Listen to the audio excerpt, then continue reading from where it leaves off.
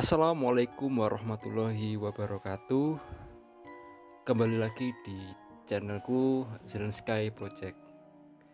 Oke teman-teman, pada kesempatan malam ini saya akan membacakan sebuah cerita horor.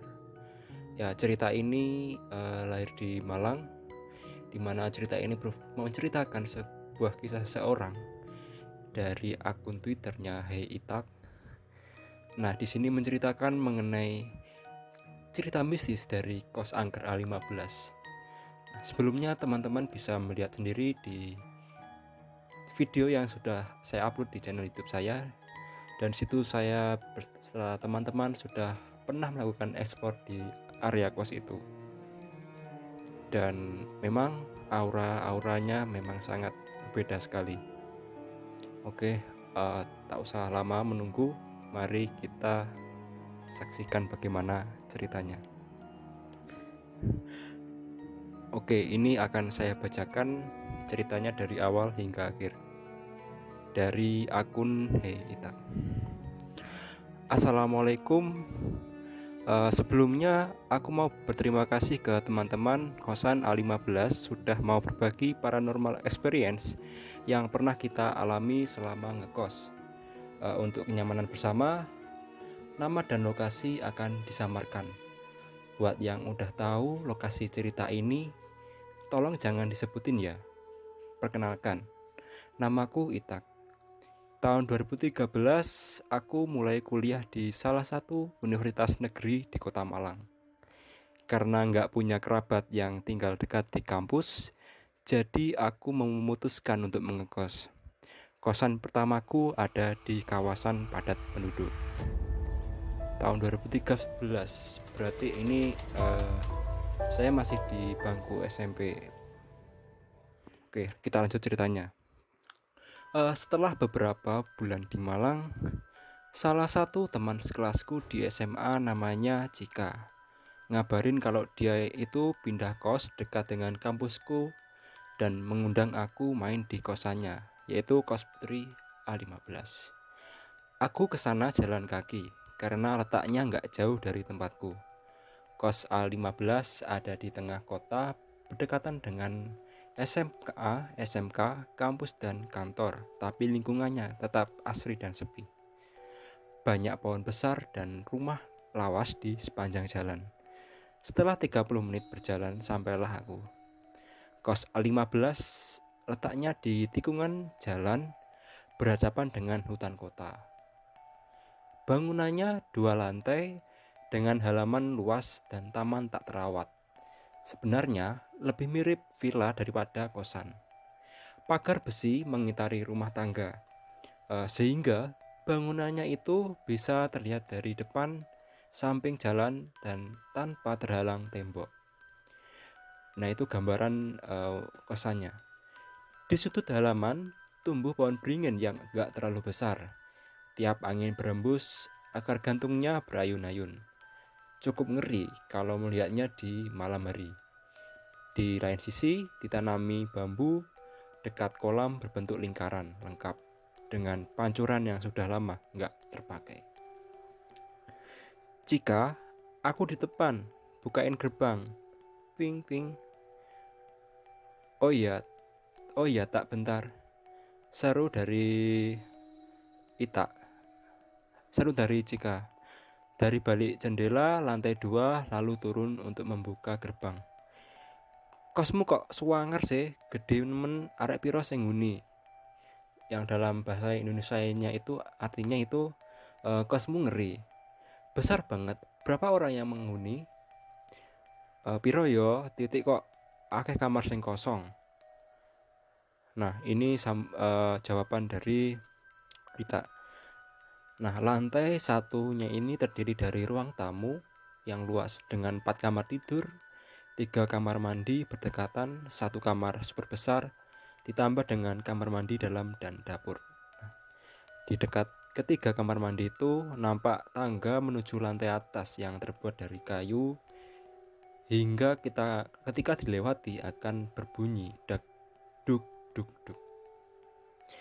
Lantai 2 juga didominasi dengan kayu. Ada 3 kamar tidur dan 1 kamar mandi yang uniknya dilengkapi wastafel dan bathtub yang nggak berfungsi. Di samping kamar mandi itu ada pintu keluar menuju jemuran dan balkon. Kos-kosan macam apa yang semewah dan seestetik ini? Cika sekamar dengan Maya yang juga teman SMA dengan Itak itu tadi. Lantai di depan tingkat, tembok kamar didominasi dengan kayu. Di samping dipan ada 2 jendela teralis menghadap ke arah luar. Nampak jelas hutan kota tak terawat. Kalau pagi, tupai dan burung itu sering kelihatan. Asri, tenang, sejuk dan sunyi. Beberapa kali aku main ke kosan Cika sampai suatu ketika berpapasan dengan Mbak Nisa. Loh, Mbak Nisa kos di sini juga toh? Aku baru tahu. Mbak Nisa ini seniorku di UKM. Iya tak, kamu temannya Cika? Iya, kamarku sebelahan sama Cika. Kok nggak pernah ketemu sampean sih? Padahal aku sering kesini loh. Aku jarang di kosan tak, lebih sering di UKM. Apalagi kalau anak kosan lagi keluar. Enak ya kos di sini? Enak serem, jawabnya tersenyum lalu pamit berangkat ke kampus. Beberapa bulan setelahnya, Mbak Nisa dan kakaknya yang tinggal sekamar memilih pindah kos sebelum masa sewanya itu habis. Penasaran, tapi belum ada kesempatan bertanya. Sampai akhirnya ketika kami sedang ada kegiatan di UKM, Mbak Nisa bersedia cerita apa yang selama ini dia alami. Pernah suatu sore Mbak Nisa nonton TV untuk mengusir kebosanan karena pada saat itu sedang sendiri tanpa kesibukan. Saat sedang asik nonton, tiba-tiba terdengar suara klinting klinting. Mungkin hanger baju ke angin, batinnya menenangkan. Klinting klinting terdengar lagi. Spontan Mbak Nisa pun menoleh ke arah jendela. Nampak bayangan anak kecil berlari sambil tertawa dari arah jemuran sampai ke depan kamar mandi. Dan kejadian itu berlangsung sekitar 5-10 detik. Nah, mencoba berpikir positif, tapi bagaimana bisa? Nah, kemudian kos ini pun tertutup. Orang luar apalagi anak nggak bisa sembarangan masuk. Kalaupun kerabat dari penghuni kos, Mbak Nisa pasti tahu karena penghuninya hanya segelintir dari tadi nggak ada bunyi dari anak tangga, tanda orang naik ke lantai 2. Karena takut, Mbak Nisa memilih tidur. Bayangan anak kecil itu menampakkan diri beberapa kali dengan tawanya yang sayup-sayup. Waktu kemunculannya selalu sama, sore menjelang maghrib. Jadi, itu alasan Mbak Nisa lebih memilih berada di secret UKM daripada sendiri di kosan. Senin pagi, Mbak Nisa yang sedang manasin mesin motor dikagetkan tetangga samping kos yang datang menyapa. Nggak ada angin, nggak ada hujan.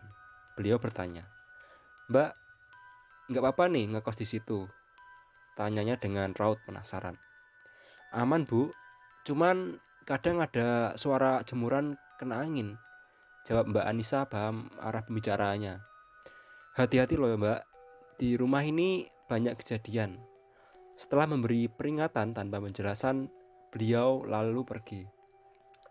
Mbak Nisa pun mencoba nggak berpikir ke arah mistis. Oh, mungkin karena persaingan usaha, batinnya.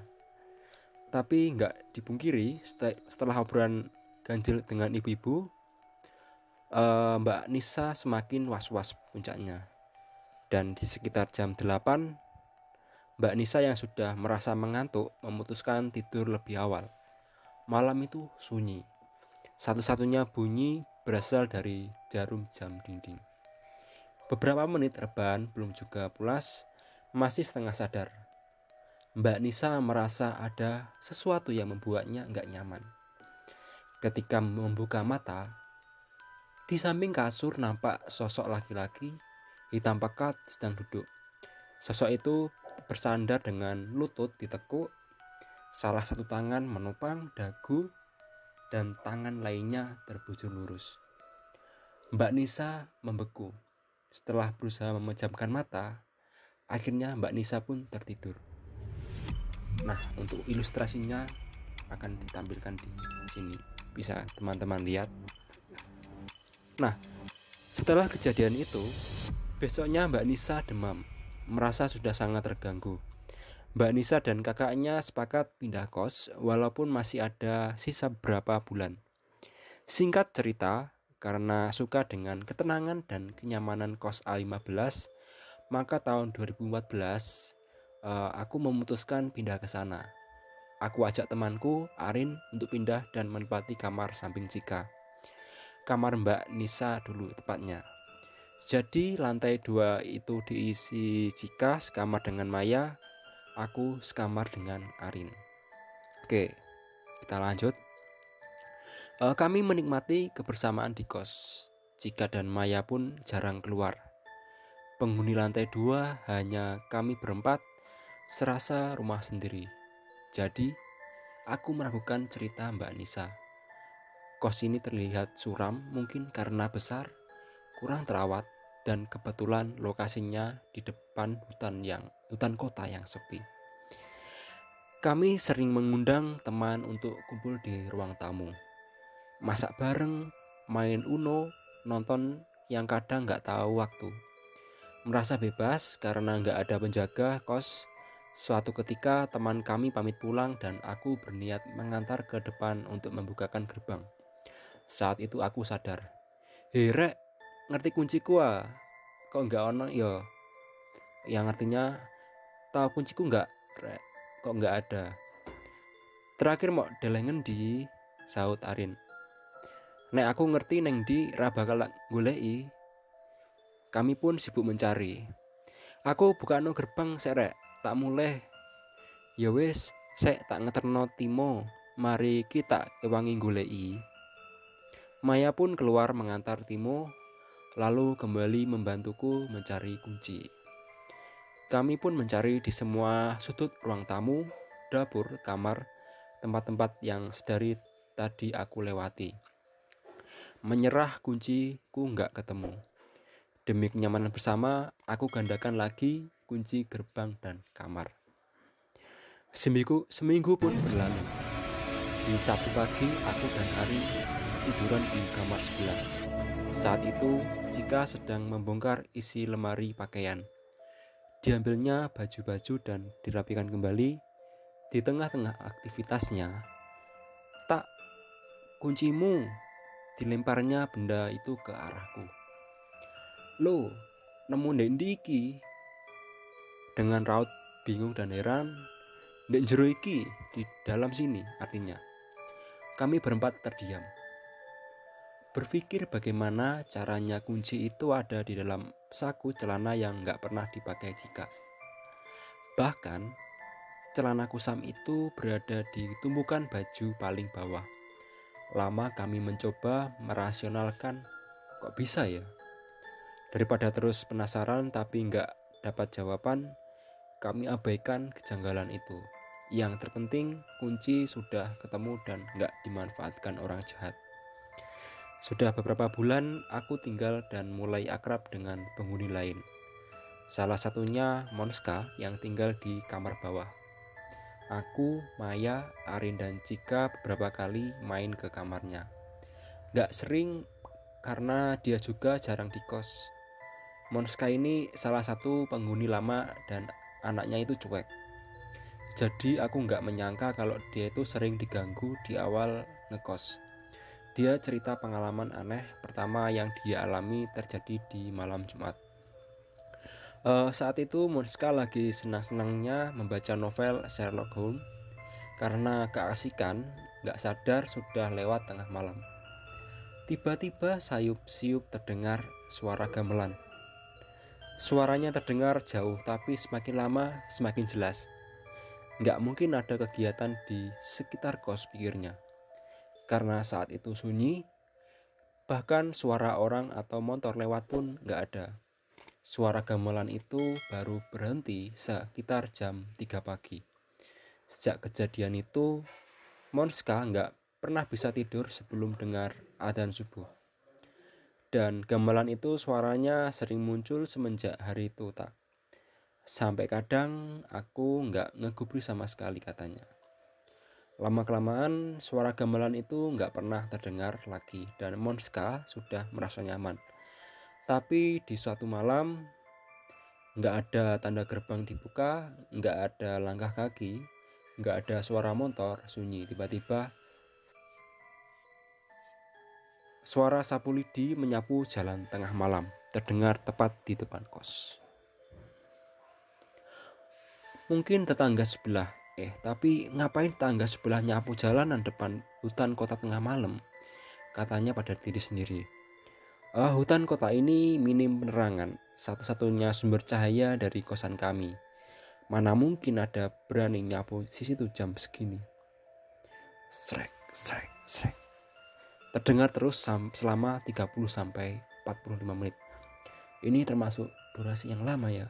Wih, ngeri kali ini. Menghirukan rasa takut campur penasaran, Monska mencoba untuk tidur.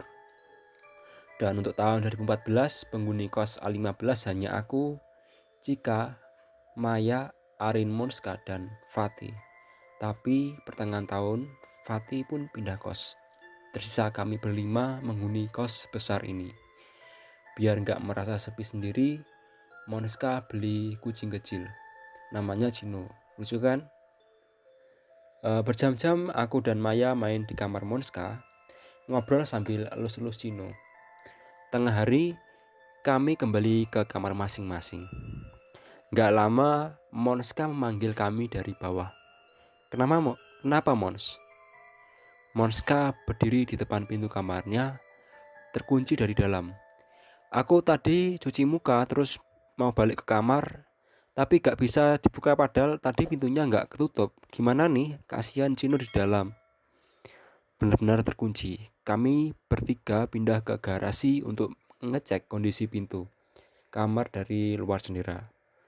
Nampak grendel pintu sudah dalam posisi terkunci. Kami nggak yakin angin penyebabnya. Apa Cino yang mainin? Nggak, posisinya terlalu tinggi. Jangankan grendel, naik meja aja belum bisa. Kucing ini. Ilustrasinya bisa dilihat di gambar ini. Butuh 3 gerakan agar slotnya bisa dalam posisi terkunci. Monska jarang banget mengunci pintu pakai grendel. Jadi posisi slotnya itu pasti dan selalu ada di nomor 1 dengan arah ke bawah. Apa mungkin angin getaran bisa menggeser posisi slot? Nah, kami pun menyentuh slot dengan galah, tapi susah karena gerakan tangan terhalang teralis jendela. Kami pun menyerah. Nggak berapa lama, Doni si pacar Monska ini datang melihat kondisi kamar untuk mencari celah. Dia membobol ventilasi dari kamar sebelah, berhasil masuk dan membuka pintu. Udah dulu ya, masih butuh rangkai cerita dari teman-teman lain. Yang ini belum seberapa, masih banyak yang lebih ekstrim. Besok disambung lagi, sekalian nunggu rame. Hehe. Oh ya, suminasi. Oke. Cerita ini masih berlanjut ya teman-teman. Nah, ini dilanjutkan ceritanya. Cika dan Arin baru datang ikut penasaran. Kami pun mencoba menggeser slotnya. Lumayan seret loh, kok bisa pindah ya. Pintu kamar Monska jadi topik menarik siang itu. Dan sama seperti kasus kunci dalam saku, kami pun gak tahu penyebabnya. Ya sudah, toh Monska sudah bisa masuk kamar. Sebenarnya aku, Cika, dan Arin masing-masing pernah mengalami hal aneh saat sedang sendiri. Seperti Arin yang mendengar suara dari dalam lemari baju. Saat itu kosan sedang kosong. Arin pulang untuk makan, sholat, dan istirahat sebentar karena kuliah selanjutnya masih 3 jam lagi. Sudah jadi kebiasaan kalau ada waktu santai, dia main game Farm Heroes Saga. Gak terasa 2 jam sudah dia main, lupa kalau masih kuliah sore. Tiba-tiba ada suara orang mengetok pintu. Ketukannya berasal dari dalam lemari. Merinding, dia ambil ransel dan kunci motor. "Oke, aku berangkat," ucapnya gemetar sambil menutup pintu kamar. Karena Arin sekamar denganku, jadi dia cerita duluan ke aku. Mungkin suara cicak lagi dugem nih. Wanjay. Tanggapanku bercanda biar nggak kelihatan takut. Sebenarnya aku juga beberapa kali dengar suara yang tidak jelas penyebabnya. Yang paling sering adalah suara langkah kaki saat nggak ada orang pun selain aku di kos seperti yang aku sebutkan sebelumnya. Tangga dan lantai atas seluruhnya dari kayu. Jadi siapapun yang naik ke atas pasti terdengar langkahnya. Hari itu aku sendiri yang nggak ada jadwal kuliah. Keempat temanku sudah beranjak sejak pagi. Mulai lapar, aku cari Indomie di bank makanan bawah meja. Duk duk duk duk. Aku sudah pulang nih, alhamdulillah nggak sendiri, pikirku. Kebiasaan kami tiap pulang kuliah pasti saling menyapa atau setidaknya mengeluhkan banyaknya tugas. Tapi ini nggak ada satupun suara dari mereka. Duk duk duk. Aku pun langsung lari ke depan tangga dan nggak ada siapa-siapa. Karena sudah terjadi beberapa kali, kesal dan penasaran, aku duduk di anak tangga teratas. "Tak anteni kilo, ayo menggao." Yang artinya dalam bahasa Indonesianya itu, "Kutunggin nih, ayo naik." Lama menunggu, suara itu nggak muncul. Ceklek, oh Maya pulang. "Kon lah apa tak?" Maya bertanya kepada si Ita. "Mang enek suara wong munggah padahal nggak ono sopo-sopo. Penasaran tak enteni?" "Kucing paling. Kucing sing gede ne sak timo to." Kami pun tertawa. Suara-suara aneh juga beberapa kali didengar Cika. Waktu terjadinya sama seperti Monska, selalu tengah malam. Yang paling diingat Cika saat itu jam 2 pagi. Karena kebelet dia terbangun dari tidurnya masih ngumpulin nyawa. Tiba-tiba terdengar suara tawa dari arah jemuran. Oke, jemurannya ini ada di lantai 2. Tawa perempuan yang susah didefinisikan dengan akal sehat terdengar seperti campuran suara ketawa, nangis, dan kokok ayam. Kencang dan jelas. Karena gagal membangunkan Maya, Cika nggak berani ke kamar mandi lalu kembali tidur. Menurutku satu-satunya cara agar tetap nyaman tinggal di sini tanpa merasa takut adalah mengabaikan suara aneh yang muncul. Anggapnya hanya imajinasi. Halah, mungkin jadi respon andalan. Bisa jadi si pemilik suara tersinggung karena merasa diremehkan. Jadi beberapa hari setelahnya gangguan serupa muncul. Aku masih terjaga main Twitter, stalking, asik memandangi foto-fotonya, membayangkan merasa makanan yang gak bisa ku beli. Jariku terhenti oleh suara sayup-sayup, namun jelas terdengar tangisan perempuan. Suaranya seperti jauh, tapi serasa dibisikkan ke telinga kiriku. Ku pejamkan mata rapat-rapat. "Ngapunten mbak, sepurane," rintiku dalam hati. Gak hentinya baca ayat kursi sampai tertidur. Seingatku, aku belum pernah ceritain ini ke teman kosku. Takut dibilang kualat. Berbulan-bulan sudah nggak ada kejadian aneh lagi. Pikiran sudah bebas dari keparnoan yang nggak perlu. Apalagi kami disibukkan dengan tugas kuliah yang nggak bisa santai. Jadi hampir setiap malam kami keluar berburu wifi gratis untuk mengerjakan tugas. Seperti malam ini Arin dan Cika nugas di luar, tinggal aku dan Maya saja yang di kos. Maya pun ketiduran di kamarku, jadi hanya aku satu-satunya yang terjaga. Biar nggak sepi nonton film pikirku. Sedari pagi laptopku di kamar Cika, jadi aku nonton di sana. Aku duduk bersandar di samping dipan. Buka stok film dari harddisk dan pilih Marmut Merah Jambu. Film komedinya Raditya Dika. Santai nonton sambil ngemil kuaci. Saat sedang seru-serunya, terdengarlah langkah terburu-buru dari arah tangga. Duk, duk, duk, duk. Biasa aja nggak usah melayu.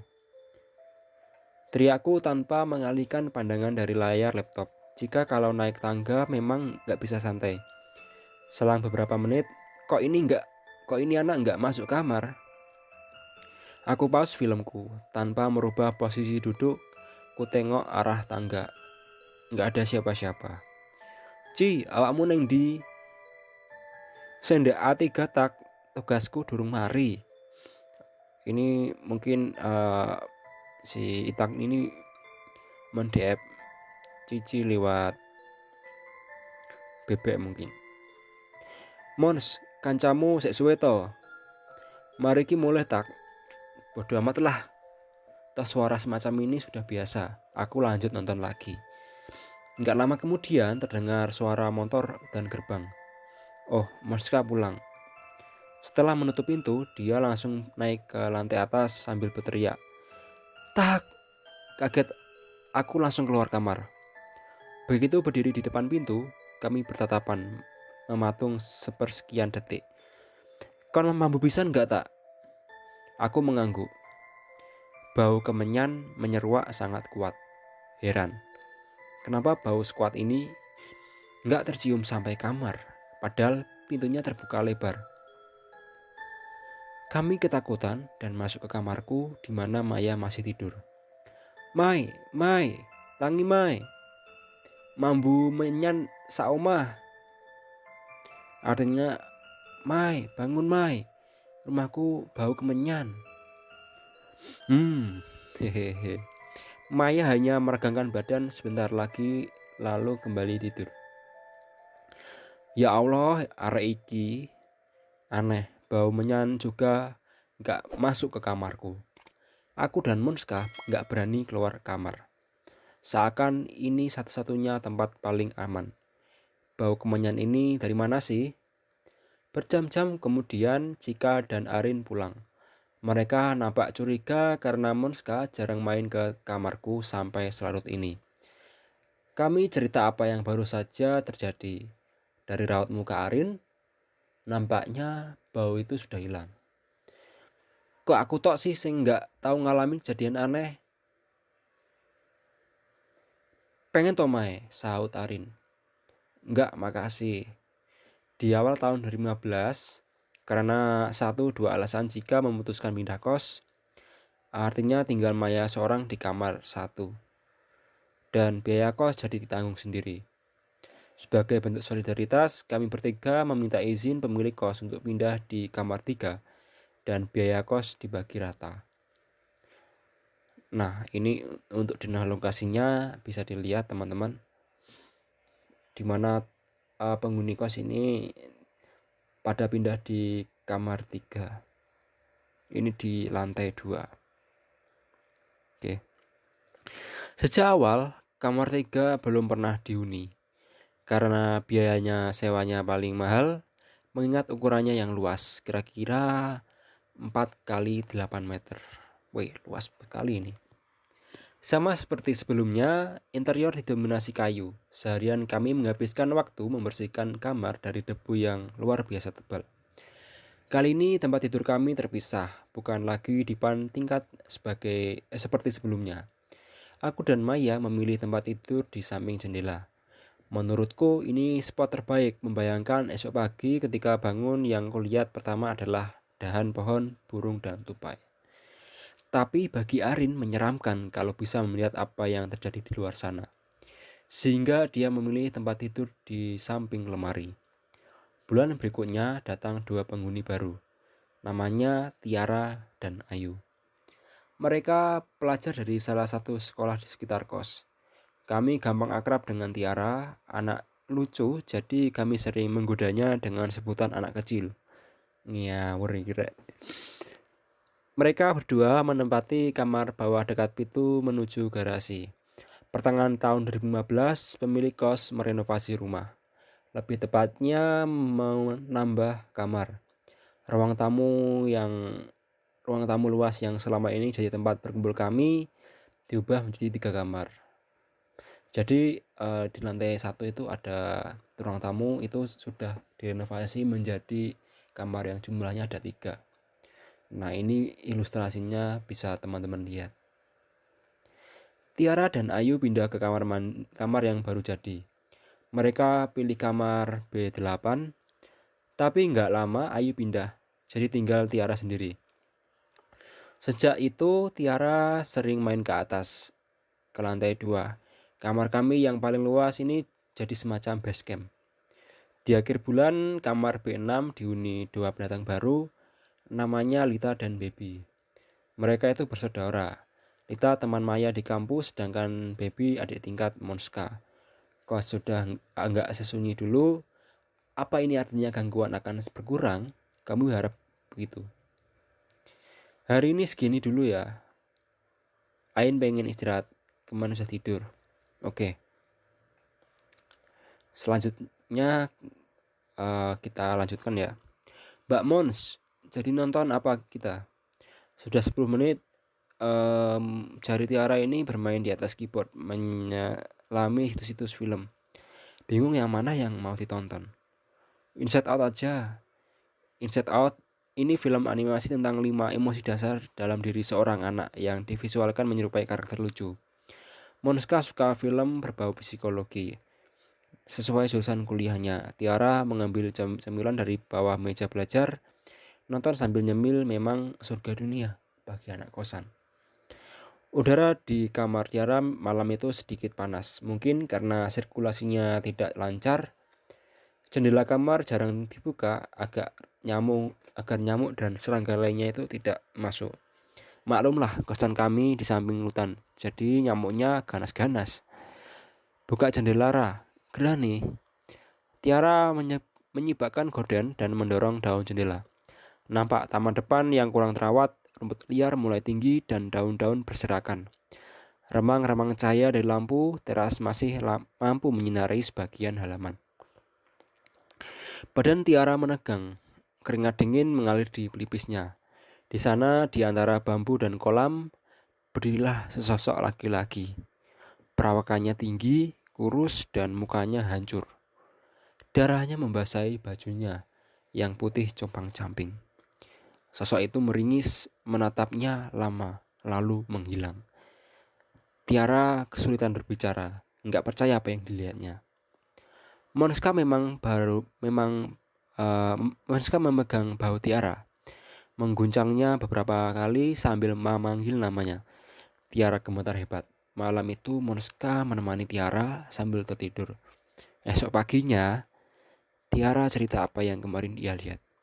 Seperti mereka mulai berani berkenalan dengan penghuni kos yang baru. Baby salah satunya. Baby merasa ada yang nggak biasa dari kosan ini. Hampir tiap tengah malam terdengar suara orang nyapu jalan.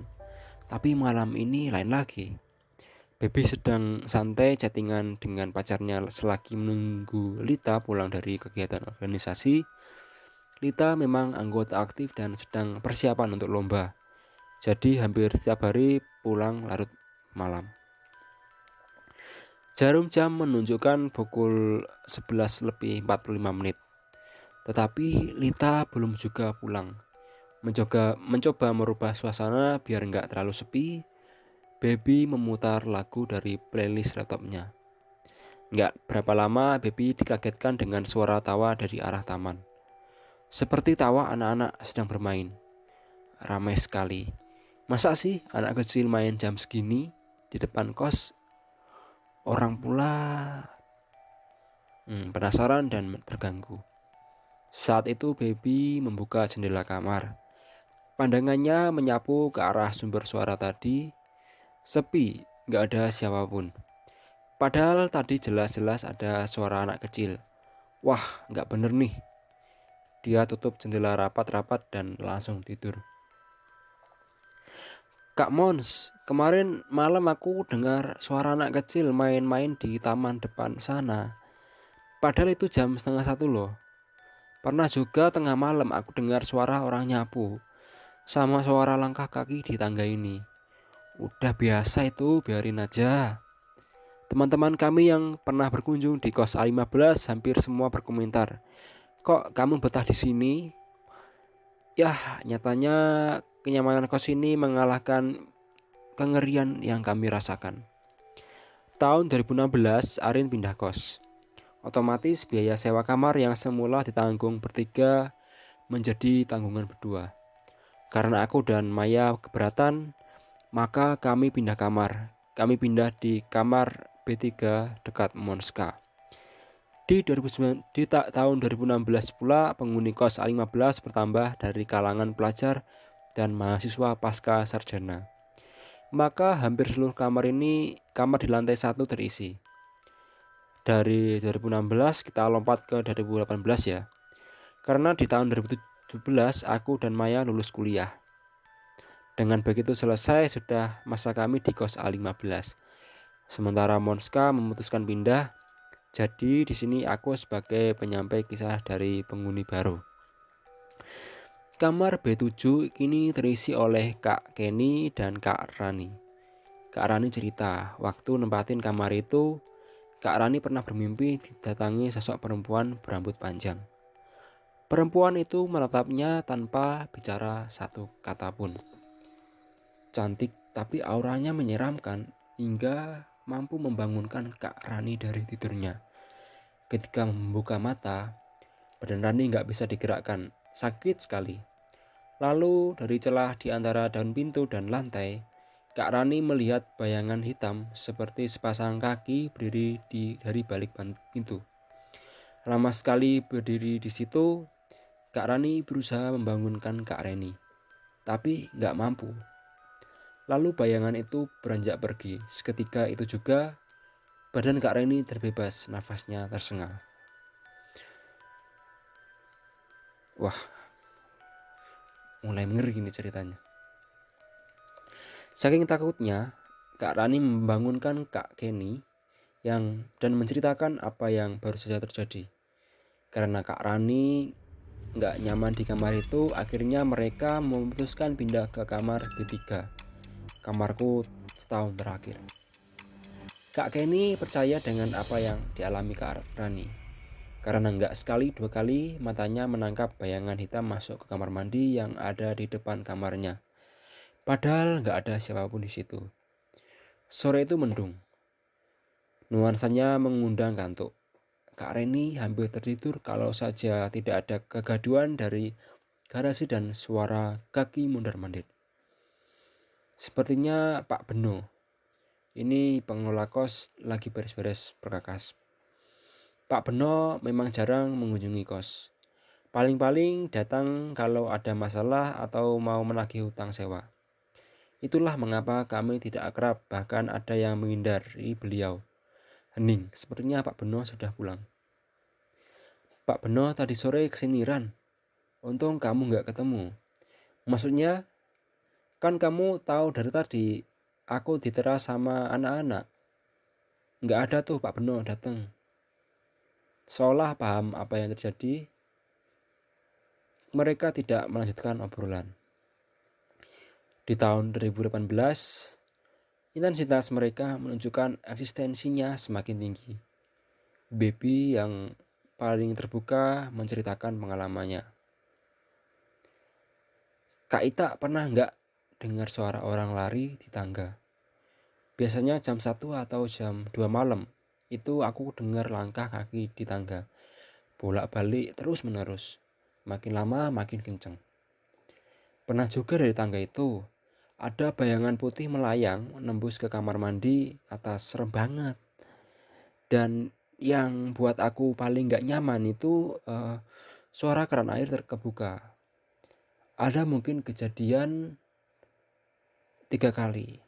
Yang pertama, waktu semester 5. Kan lagi banyak-banyaknya tugas tuh. Jadi aku sering bergadang. Biar gak sepi, aku suka play lagu di laptop. Sekitar jam 2.30 aku dengar suara keran air. Kuturunin nih volume laptopku, kedengaran jelas banget dari arah dapur. Lama bener terus berhenti. Kalau ada yang nyalain keran, pasti aku juga dengar pintu kebuka atau suara langkah kaki. Tapi itu nggak ada. Posisinya kosan lagi sepi. Tinggal kakak-kakak depan kamarku, yang lainnya udah pada pulang. Yang kedua, aku dengar sama teman kerjaku. Aku ajak 2 orang nginep di kos. Waktu itu kita pulang jam 11 malam. Kita nggak langsung tidur, tapi nonton drakor dulu sambil makan mie. Tiba-tiba kita dengar suara air nyala dari keran taman dekat gerbang pintu. "Siapa tuh Beb nyalain air di luar?" kata temanku. Di situ aku refleks buka jendela. Nggak ada siapa-siapa dan suaranya juga langsung hilang. Aku sama temanku lihat-lihatan. Daripada takut, kita lanjut nonton. Yang terakhir, kejadian waktu itu lagi skripsian. Sekitar jam 1 aku mau kamar mandi, cuci muka sama gosok gigi. Nah, pas aku tutup pintu kamarku, aku dengar suara itu lagi dari dapur. Karena udah nanggung, udah keluar kamar juga, jadi aku berani ini ngecek ke sana. Dan beneran Kak, posisi air di dapur itu masih nyala kenceng. Padahal nggak ada orang. Aku matiin terus balik kamar. Nggak jadi cuci muka. Deg-degan parah. Aku kunci kamarku, kepaksa tidur. Pernah aku diantar pulang sama teman kuliahku. Dia bisa lihat yang begitu-begitu. Katanya udah biasa.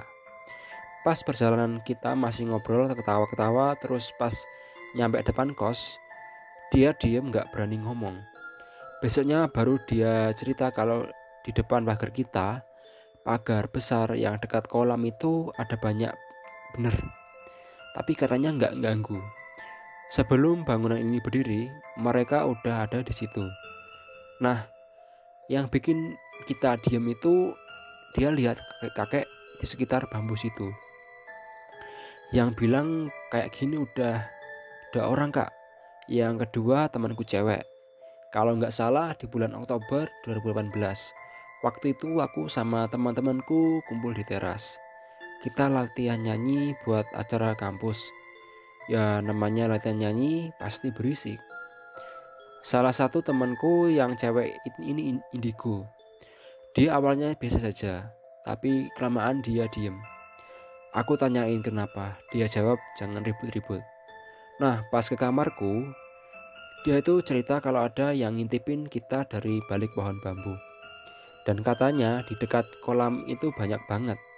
Bentukannya nggak karuan dan di dalam juga ada makhluk besar gitu di kamar mandi sebelah tangga. Mereka ngeliatin wujudnya ke temanku ini karena mereka merasa terganggu sama penjaganya dia. Selama ini kita sebatas dengar suara aja kan Kak. Nah tahun lalu parah banget. Aku pulang kerja jam setengah 8 malam. Di sebelah kamarku ini ada anak baru. Mereka lagi undang teman-temannya kumpul, ribut gitu. Ada yang berantem. Tiba-tiba salah satu cewek itu jerit kenceng banget. Aku kira main-main, ngeprank atau apalah. Lama-lama kok nangis histeris. Ternyata dia itu kerasukan.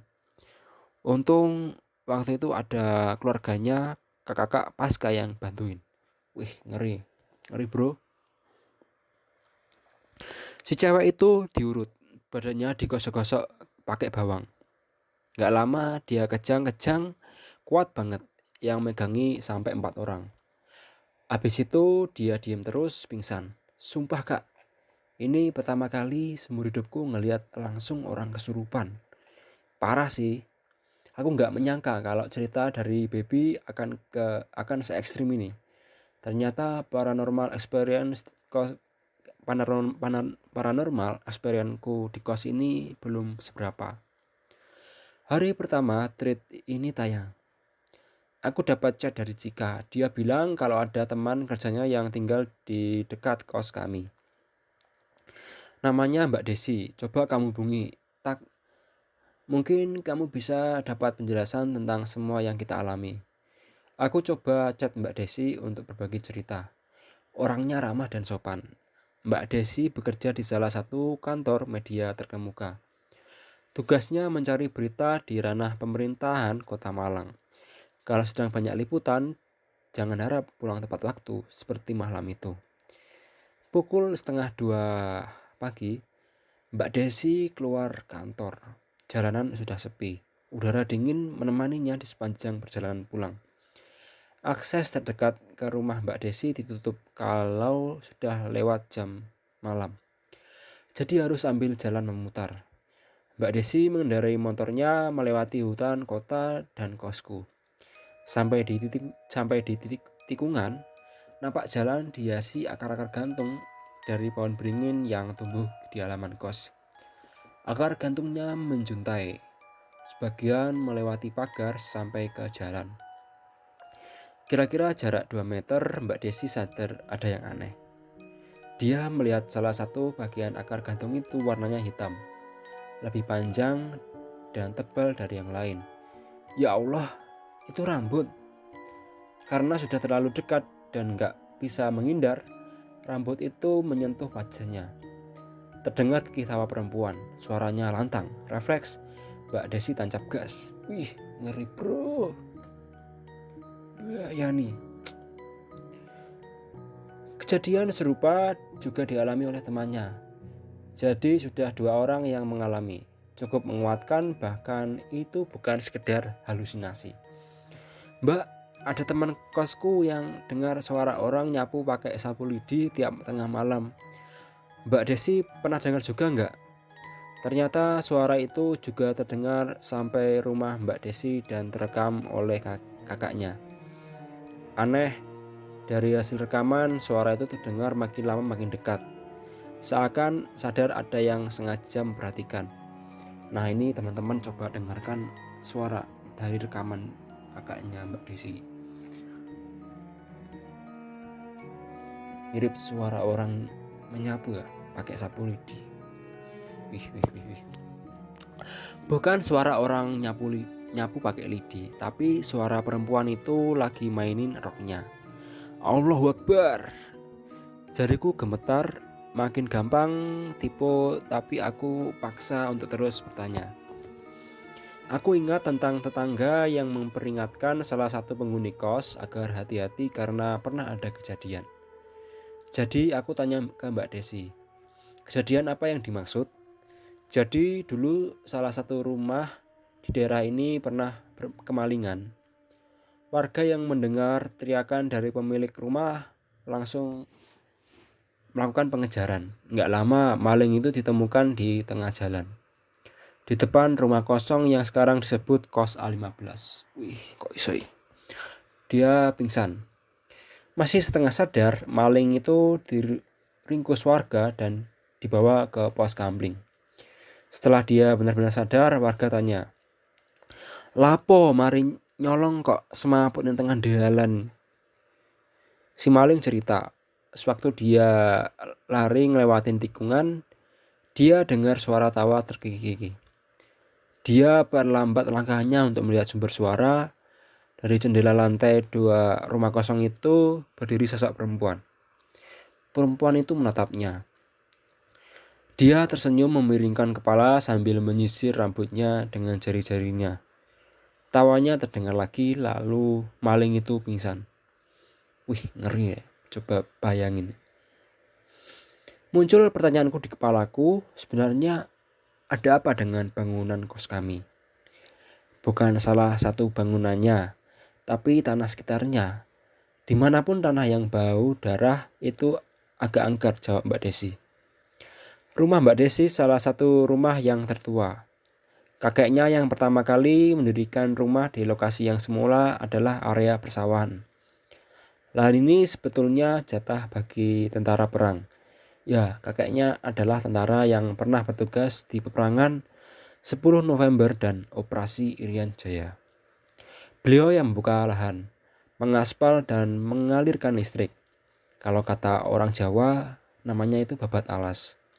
Ada rumor yang bilang kalau area persawahan itu sempat jadi tempat penguburan korban perang. Masuk akal, karena kawasan ini berdekatan dengan salah satu lokasi pertempuran Tentara Republik Indonesia Pelajar. Oke. Yang jelas tempat ini banyak banget penunggunya. Terus suara gamelan yang kamu ceritain di thread itu mereka lagi pesta, kata Mbak Desi. Mungkin benar, masih banyak kejadian seram yang dialami teman-teman kos dan mungkin warga sekitar yang nggak bisa diceritain di sini. Terjawab sudah rasa penasaran kami. Dari kisah ini, semoga bisa diambil hikmahnya. Bagi siapapun yang merasa sebagai pendatang, harus jaga perilaku. Kita nggak perlu tahu sejarah di balik tempat kita berpijak. Kalaupun kita sudah sopan, tapi masih ngalamin yang aneh-aneh, mungkin mereka hanya ingin menunjukkan bahwa mereka itu ada. Kalau kata Mas Dodit Mulyanto, tanah adalah tetap manusia yang ubah fungsi dan apa yang ada di atasnya. Di bawah tanahmu termendam sesuatu dari pendahulumu. Sekian Kos Angker A15. Nggak nyangka yang bakal baca serame ini. Terima kasih untuk teman-teman yang mau menjaga rahasia lokasi demi kenyamanan warga sekitar, penghuni kos, dan tentu saja pemilik kos A15. Wassalamualaikum warahmatullahi wabarakatuh. Ngeri lur. Jadi itu kisah dari seorang penulis dari akun Hey Itak. Ya mungkin dari cerita ini ya anggap saja sebagai hiburan aja lah. Ya semoga ya nggak ada cari apa-apa, itu saja. Oke teman-teman, terima kasih yang sudah menyimak pembacaan cerita horor dari saya. Semoga bisa menghibur teman-teman dari mana kalian berada, baik dari dunia nyata maupun tidak nyata. Oke, pembacaan cerita horor kali ini saya akhiri. Kurang lebihnya saya mohon maaf. Wabillahi taufiq walhidayah. Wassalamualaikum warahmatullahi